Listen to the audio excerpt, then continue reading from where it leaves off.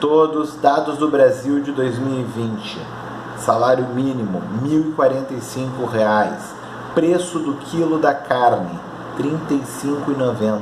Ou seja, dividindo por 30, o salário do trabalhador não dá menos que 1 quilo de carne por dia. Assim constatou Tati Quebra-Barraco, funkeira, cantora, que em poucas palavras no Twitter conseguiu sintetizar o aprofundamento da precarização das condições de vida da população trabalhadora no Brasil.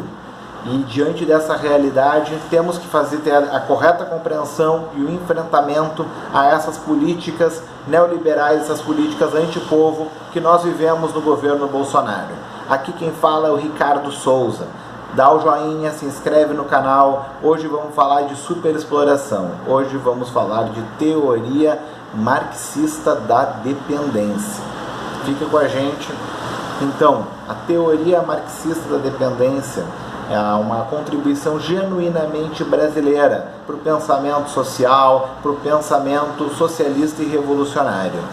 É uma vertente do pensamento marxista que foi desenvolvida pelo Rui Mauro Marini, pela Vânia Bambirra, pelo Teotônio dos Santos, pelo Gunder Frank, autores brasileiros que ao longo das décadas de 60 e 70 problematizaram, fizeram a reflexão sobre o desenvolvimento capitalista na realidade brasileira e latino-americana. E pouco se conhece de sua obra, Bom, aqui no Brasil, porque eles sofreram a repressão da ditadura militar, viveram exílios no Chile e em outros países da América Latina.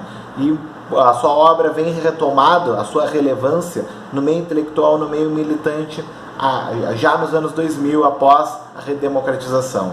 E são contribuições essenciais para compreender que o modo de produção capitalista ele não é homogêneo no mundo. Existem países centrais, países imperialistas, países dominantes, existem países dependentes, países periféricos, estes que cumpriram o papel de colônia no passado, tiveram sua independência formal, mas seguem tendo uma posição subordinada dentro do capitalismo mundial, com menos soberania econômica, política e social. E esses países, na maioria dos casos, em especial no Brasil, América Latina, tiveram sua economia dedicada predominantemente, não exclusivamente, mas predominantemente à exportação de matérias-primas para o mercado externo, para os países centrais. E os países centrais, por sua vez, exportar produtos industrializados, manufaturados, para os países dependentes. Inclusive, essa concorrência dentro do mercado capitalista, esse intercâmbio desigual, dificulta ou inviabiliza o desenvolvimento industrial destes países independentes.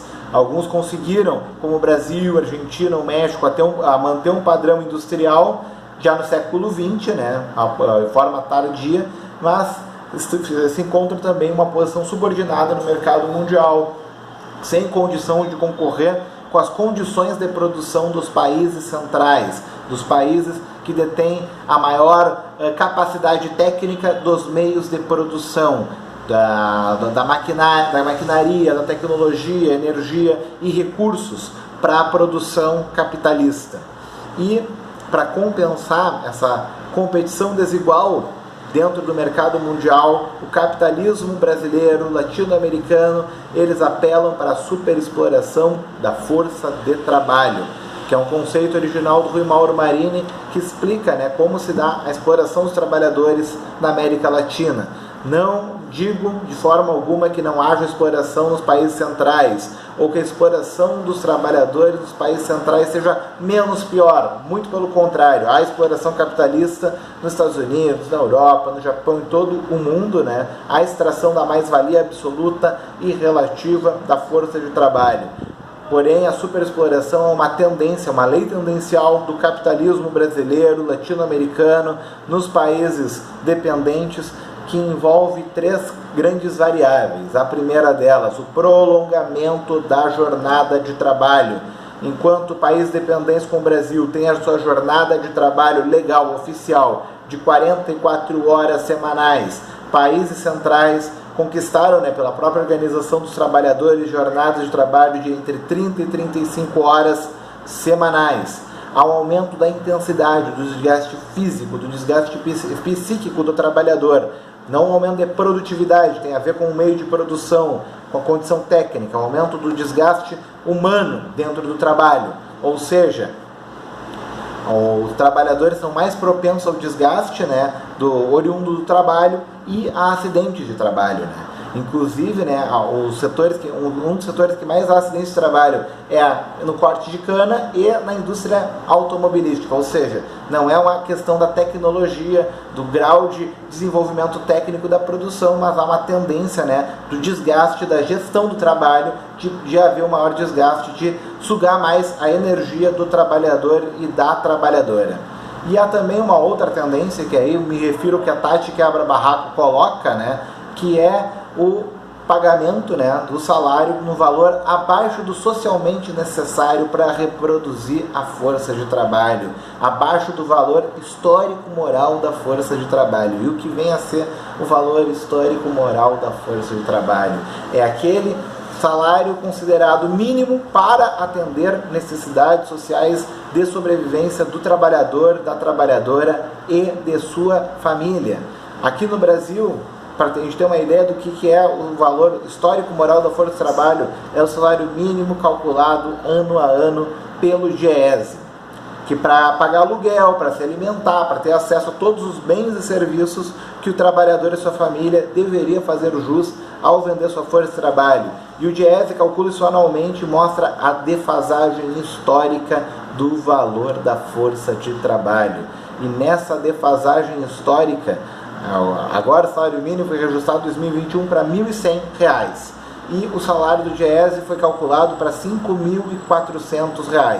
Este deveria ser o salário mínimo para atender as necessidades dos trabalhadores e das trabalhadoras e suas famílias. É uma proporção de 5 para 1, ou seja, uma defasagem histórica do poder de compra do salário mínimo. E há um crescimento absurdo do preço de alimentos e de bens básicos devido à alta do dólar e devido à economia brasileira ser centrada na exportação, né, na reprimarização. E com o fechamento de indústrias importantes como a Ford, essa tendência se agrava, ela piora.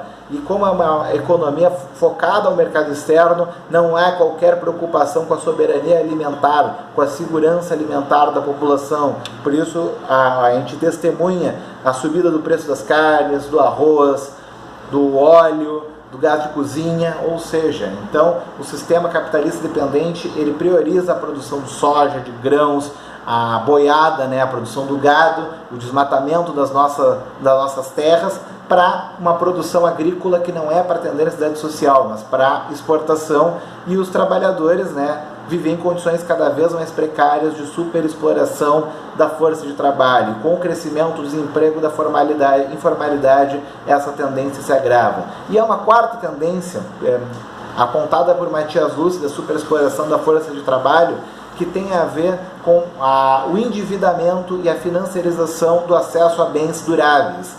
Os chamados eletrodomésticos, o celular, o automóvel. O trabalhador tem acesso por meio do endividamento, do acesso ao crédito. Produtos que são adquiridos pelos trabalhadores nos países centrais de uma forma muito mais acessível. O trabalhador precisa dispor de um endividamento crediário de 12, de 24 meses, com fortes juros, né? E isso acaba endividando as pessoas, e há uma superexploração não só da sua renda atual, mas seu rendimento futuro ao vender sua força de trabalho para pagar suas dívidas, para pagar os seus boletos. Então a superexploração se aprofunda em 4 níveis, né? Com o aumento da jornada de trabalho, a pessoa vai trabalhar mais tempo, com a intensidade, vai haver um desgaste maior da força de trabalho, vai receber menos do que o necessário para sobreviver e para adquirir os bens, vai se endividar e vai acabar alimentando esse sistema financeiro. E dentro desse quadro é importante a gente retomar nossa mobilização, enfrentar essas reformas neoliberais, enfrentar a retirada de direitos. Ficamos por aqui e vamos seguir debatendo a dependência, a superexploração. E só a luta socialista pode superar esse projeto que está matando os trabalhadores, ou de fome ou de Covid.